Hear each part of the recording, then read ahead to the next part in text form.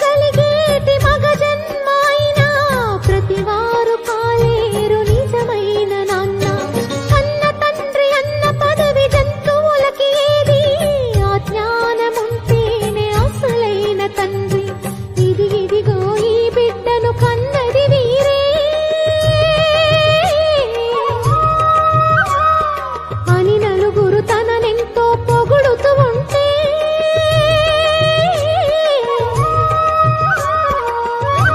తండ్రి అవడం అంటే అర్థం అదే కదా.